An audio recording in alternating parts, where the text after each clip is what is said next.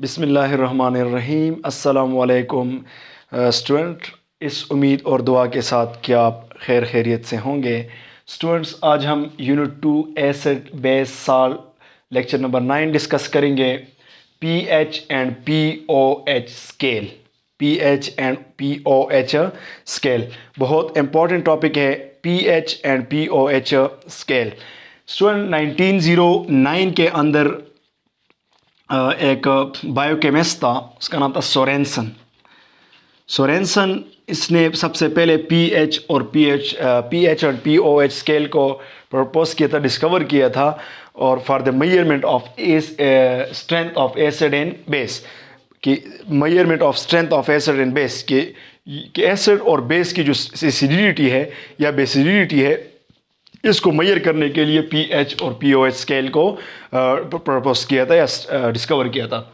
Student, P का मतलब, यहाँ पे पी का मतलब ये जर्मन वर्ड है, ये प्रोटेंस से निकला है।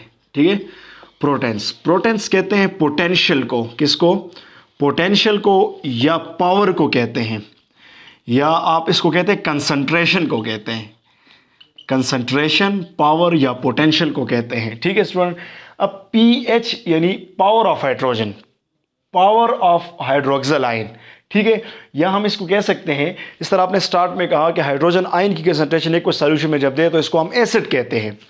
तो जब यहाँ पे हम कहेंगे कि पोटेंशियल या concentration of hydrogen ion is known as pH and potential या power of hydroxyl ion is known as pOH. ठीक है स्टूडेंट। तो ये एसिडिटी एंड बेसिडिटी को मेजर करती है, strength of acid and base को एक सॉल्यूशन के अंदर। ठीक है, इसके बाद अगर हम इसको ऐसे भी डिफाइन करते हैं कि पीएच जो है, पीएच को हम इस तरह भी डिफाइन करते हैं कि negative log of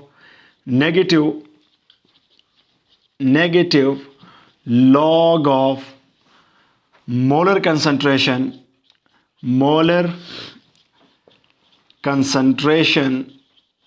of hydrogen ion. Negative log of molar concentration of hydrogen ion, यानी अगर इसको मैं लिखूं, फार्मूला इसका लिखूं, तो क्या हो जाएगा? Negative log of hydrogen ion concentration. Negative log of hydrogen ion concentration. इसी तरह अगर हम बात करें पीओएच की बात करें, ठीक है, तो उसको हम इस तरह डिफाइन करेंगे। पीओएच क्या होगा? पीएच होगा negative log of hydroxyl ion. ठीक है, या इसको हम ऐसे भी डिफाइन करें कि negative log of molar concentration of hydroxyl ion. ठीक है, या हाइड्रोक्साइड आयन। इसको अगर हम मैथमेटिकली फॉर्म में लिखें तो pOH equal to negative log, ठीक है, negative log of OH ion concentration, molar concentration of H ion और molar concentration of OH ion. ठीक है। अब स्टूडेंट, इससे पहले टॉपिक सेल्फ आयनाइजेशन या ऑटो आयनाइजेशन ऑफ वाटर में मैंने आपको पढ़ाया था कि एच आयन और ओ एच आयन की कंसंट्रेशन एक सॉल्यूशन में क्या होती है, वो मैंने कैलकुलेट की थी आप लोगों के। तो वो क्या थी? 1.0 मल्टीप्लाई बाय 10 की पावर -7। ठीक है, तो हम उसको लेते हैं, क्या थी? एच आयन की concentration equal to O H ion, दोनों की थी 1.0 मल्टीप्लाई बाय 10 की पावर -7। अब हम लेते हैं सबसे पहले पीएच को लेते हैं। ठीक है, तो पीएच क्या है? पीएच बराबर होता है negative log of molar concentration of hydrogen ion. ठीक है, तो यहाँ पे पीएच को अपनी जगह पे लिख लें, नेगेटिव लॉग, और एच आयन की कंसंट्रेशन की जगह हम पुट कर लेते हैं क्या? 1.0 मल्टीप्लाई बाय 10 की पावर -7। ठीक है स्टूडेंट। अब ये बहुत मतलब छोटी अमाउंट वैल्यू है, -7। ठीक है, अब लॉग को आप लोग लॉगरिथम 9th में पढ़ा होगा, लॉगरिथम का चैप्टर। ठीक है, अब ये लॉग को हम पहले लेके आते हैं, माइनस अपनी जगह पे आ जाएगा। ठीक है, -7.0 इसको लेके मल्टीप्लाई हो जाएगा, 0 होगा, लॉग ऑफ 10 हो जाएगा, लॉग ऑफ 10। अब आप लोग जानते हैं कि लॉग ऑफ 10 किसके बराबर है? Log of 10 equal to 1। Log of 10 equal to 1। तो आप लिख लें कि P H equal to minus plus हो जाएगा, 7.0 रह जाएगा, और लॉग ऑफ 10 इक्वल टू 1, तो 1 जब इसके साथ मल्टीप्लाई होगा तो आपके पास 7 ही रह जाएगा। तो पी एच आपके पास 7 के बराबर हो गया। पी एच की वैल्यू क्या आ गई? 7। लेकिन ज़रा 1 के साथ मल्टीप्लाई करते तो पी एच की वैल्यू क्या आ गई? 7 आ गई। स्टूडेंट इसी तरह हम POH की वैल्यू भी फाइंड करेंगे। क्या फाइंड करेंगे? POH की वैल्यू। फॉर एग्जांपल हम POH की वैल्यू फाइंड करते हैं। POH किसके बराबर है? Negative log of molar concentration of hydroxyl ion. ठीक है, तो POH को अपनी जगह पे लिख लें, नेगेटिव लॉग ऑफ OH। तो OH आयन की जितनी आपके पास सॉल्यूशन के अंदर H की कंसंट्रेशन होगी उतनी ही आपके पास OH की होगी।